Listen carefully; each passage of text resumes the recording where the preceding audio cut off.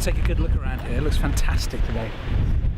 Martin's going to take us down to the sands down here, and we're going to have a look at giant dinosaur footprints, which should be spectacular.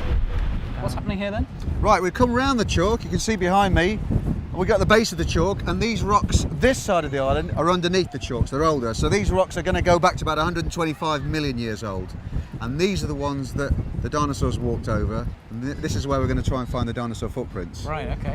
Just about the oldest rock you can get on the island. So the time is just about perfect, the tide's still going out, and we should time it just about right. Good. Let's go.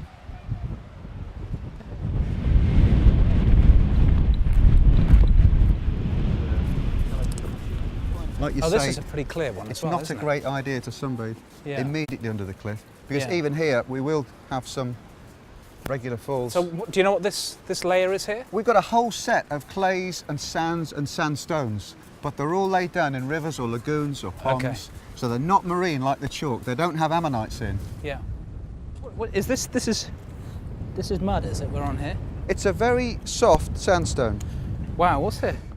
Oh my goodness! Is that The this is one light's of them, just is it? right. You can see the 3 toes on this one. Right. Coming round like that. Wow. That's right. So we've got probably a juvenile dinosaur. Now, a lot of dinosaurs had 3 toes, some didn't, the long neck ones didn't, but a lot of the iguanodons and similar things had 3 toes. We assumed that this was going that way, small one. This rock is underneath this one, so this is older, maybe a few thousand years older, maybe a million years older. But the point is that there's a set of footprints here, and it's coming straight towards us, this one. 1, 2, 3, and there's the other one. So this would have been it pausing, having a think. And the ones that were here are long since eroded. Right. But this is fantastic. So for the next couple of years, people can enjoy these. Yeah. And when this strips off after a storm, Who this knows goes, what's underneath? there'll be other ones underneath. Right. So this layer here is where those other footprints were? That's right. This is the oldest rock. Okay. 130 million years old. So our voyage has taken us backwards. We can go all the way back to Allen Bay round, right round the corner and back to 40 million years ago. And there's nothing missing. We've got a whole set of rocks in place with nothing much missing. Right. And that's unique to the island. It's fantastic. There's a layer of blue clay in this lagoon. Yeah. And it's full of trees, but they're not upright, they're broken, washed in. So this joins onto this, and this. So these segments of trees belong together. And you can see there's a seam of coal in there that would be in the bark of the tree. And behind me there's another one, about 20 feet long, covered in seaweed, but you can actually see the rings. And way out there, on the second highest rock, there's one about 25 foot long going to the right. In one solid piece? Yeah. So this is a log jam in effect. The river washed all these trees together, and the dinosaur skeletons, the fish, everything else. So there's all sorts in these rock pools. Just need the time to look through them. There's something here that's very unique, and it's only found here, maybe one other place, but it's very unusual. It takes certain conditions to form these. What you have to imagine is that, for example, here you've got all these little footprints. Now, if the sea didn't come back in and that dried out and some mud came in on top, these were preserved. Millions of years later, you'd have a footprint. So this sand would turn to sandstone. Now, you have to imagine the opposite of that happening. If a dinosaur treads in clay and leaves a footprint, and this time a storm comes in but leaves a layer of sand in on top, if you turn that upside down, you get a 3D jelly mould. You get a positive from the negative. Okay. And that's happened here, and only here, in this bed. So I'll show you a really good example.